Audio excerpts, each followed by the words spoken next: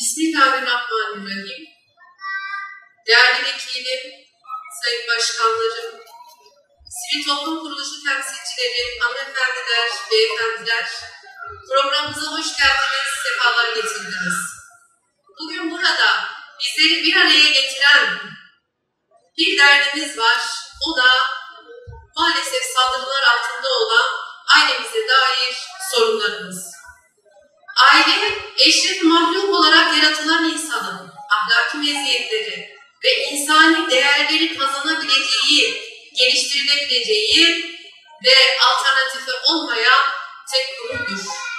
Maalesef bugün en çok savaş açılan ve bu nedenle de hızlı bir şekilde kan kaybeden ailemiz maalesef ki öyle bir hale geldi ki gün geçtikçe bizler eskiden bindelik rakamlarla bahsettiğimiz boşanmalardan bugün yüzdelik rakamlarla bahsediyoruz.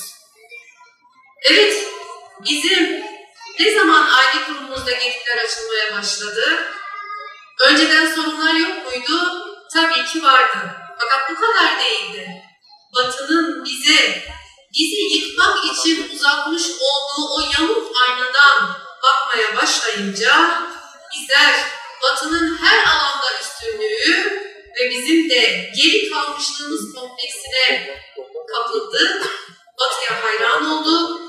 Oysa teknik olarak geri kalmışlığımız olsa da bizim sahip olduğumuz değerler Batı'yla kıyaslanamayacak kadar kutsal ve yüceydi. 3 kıtaya hükmettiği o en güçlü dönemlerde dahi yeryüzüne tek adalet getiren, huzur getiren, zayıfın hamisi olan bir anne şefkati ile insanlığa muamele eden, sömürmeyen, insanlığı göçe zorlamayan ve insanlığa gözyaşı döktürmeyen bir medeniyetin sahipleriydik. Bizim eksikliğimiz Batı'nın bizden çalarak geliştirmiş olduğu teknolojik atılımları yapmayışımız ve dinimizde olan zafiyetlerimizdi.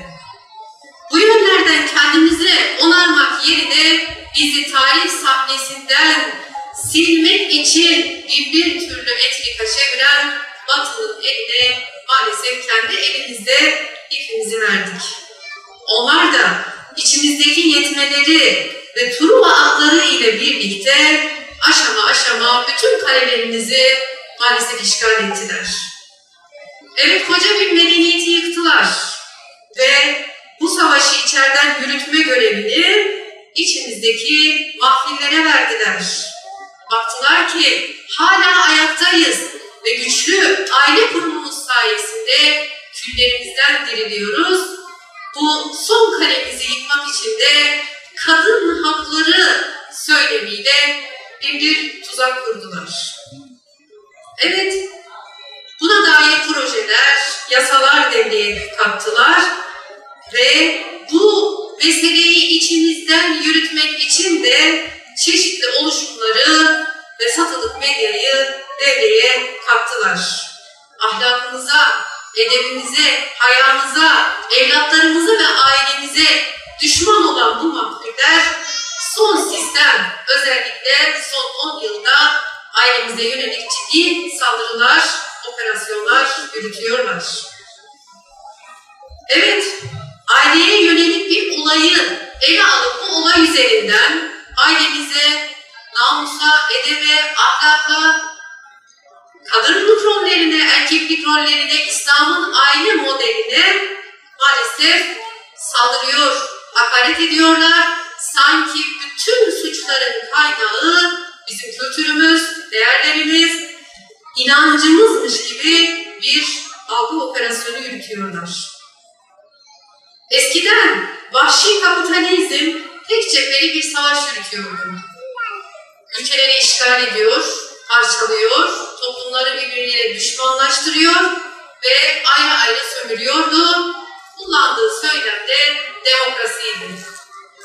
Daha sonra bu cepheler çoğaldı ve en son bir cephe daha açtı. Bu cephede ailemize açılan bir cephe oldu.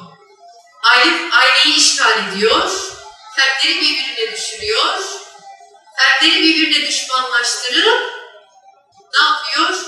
Bunların her birine belirlemiş olduğu rol modeller üzerinden ailenin bütün fertlerini yönlendiriyor ve tuzağa çekiyor, ailenin koruma çemberinden uzaklaştırıyor.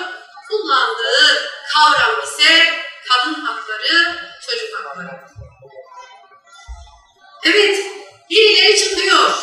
Diyor ki hadi kızlar sokağa, evlerden çıkın, sokaklara koşun, evi terk edin, ev şiddetin üretildiği yer.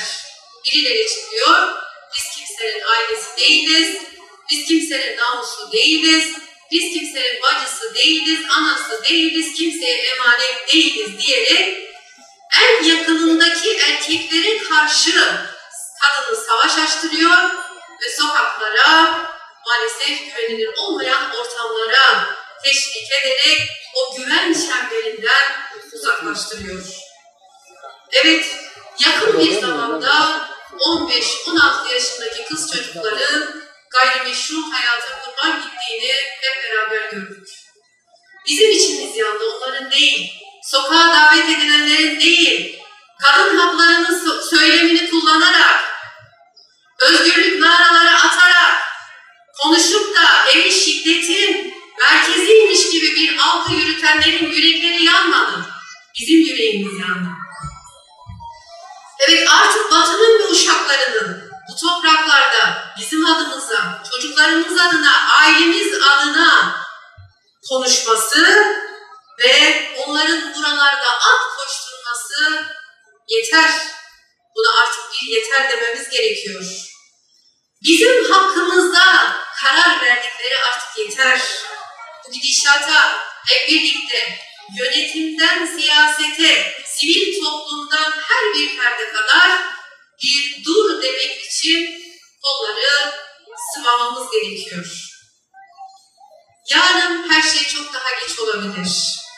Sözü daha uzatmadan bu niyetlerle, bu amaçlarla düzenlediğimiz bu programda sizleri baş başa bırakıyorum. Allah'ın selamı, rahmeti, bereketi hepinizin üzerine olsun. Bismillahirrahmanirrahim. Elhamdülillahi Rabbil alemin. Vessalatu vesselamu ala Resulina Muhammedin ve ala alihi ve sahbihi ecmaîn.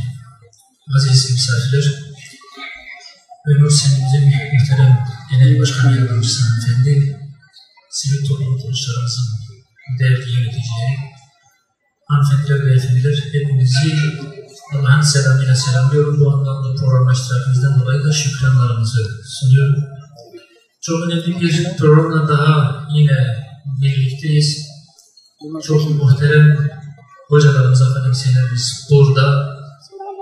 Hepimizin ortak derdi, ortak acısı olan bu soruna teşhisler koymaya, çözüm yollarını ortaya koymaya çalışacaklar. Hamdolsun bu yönde her geçen gün toplumda biraz daha duyarlılık artıyor, biraz daha farkındalık oluşuyor. Bunun için gayret eden kardeşlerimize, sivil toplum kuruluşlarımıza, konfederasyonlarımıza, federasyonlarımıza ve siyasi partilerimize de çok çok teşekkür ediyoruz. Şimdi biz bu paneller serisine devam edeceğiz. Ankara, İstanbul, Batman, Kayseri, Van olarak şimdiye kadar 5-6 tane yapmışız. Bundan sonra da yine bu çalışmalar hızlı bir şekilde devam edecek. Elazığ, Bursa, Şanlıurfa ve diğer illerde de inşallah bu çalışmaları yapacağız. Amacımız bu çalışmaları bütün illerimize götürmek, oralarda da her yerde bir farkındalık oluşturmak.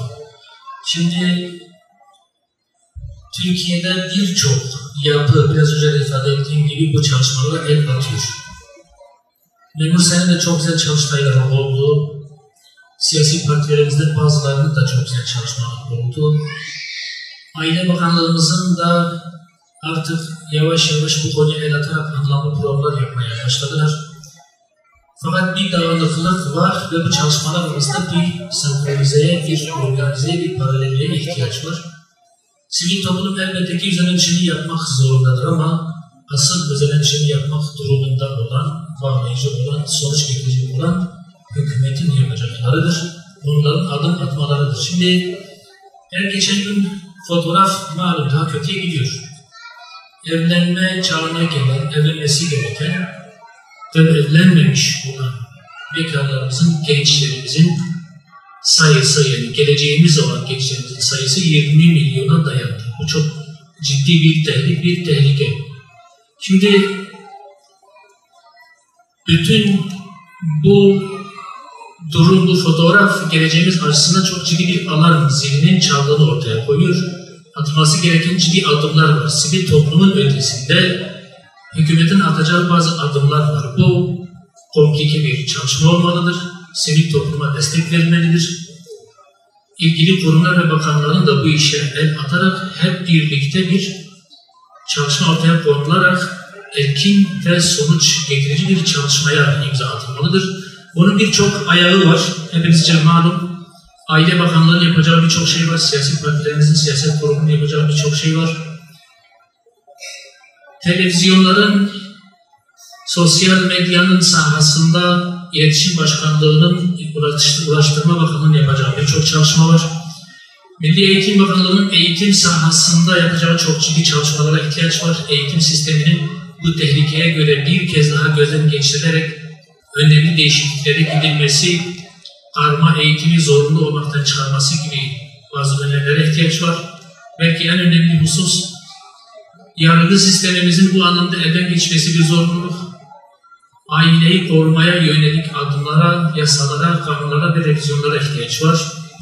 Evlilik dışı ilişkilerin suç sayılması, zinanın suç sayılması, 6284 sayılı yasanın kaldırılması, nafakanın zorunlu olmaktan çıkarılması ve buna benzer sayamayacağımız, bu ortada sayamayacağımız birçok hukuki adıma ihtiyaç var. Bunların hepsi geciktirilmeden bir an önce yapılması gereken işler. Bunları nasıl yapacağız, nasıl edeceğiz? Ağırdan davrananlar var, ağırdan davranılmasını isteyenler var. Feminist yapılar, Batı, Avrupa destekli yapılar bu işi ağırdan aldırmaya, engel olmaya, engeller teşkil etmeye çalışıyorlar. Fakat artık herkesin anladığı bir husus var, geleceğimiz hakikaten çok ciddi bir tehlike altında. Sözü daha fazla uzatmadan bütün bu tehlikelere işaret edecek çok değerli hocalarımıza sizleri baş başa bırakıyorum. Allah-u Teala hepimizi istikametten ayırmasın. Geleceğimize, memleketimize, değerlerimize hizmet edecek tertemiz aileler kurmayı nasip etsin. Allah hepinizden razı olsun. Çok teşekkür ederim.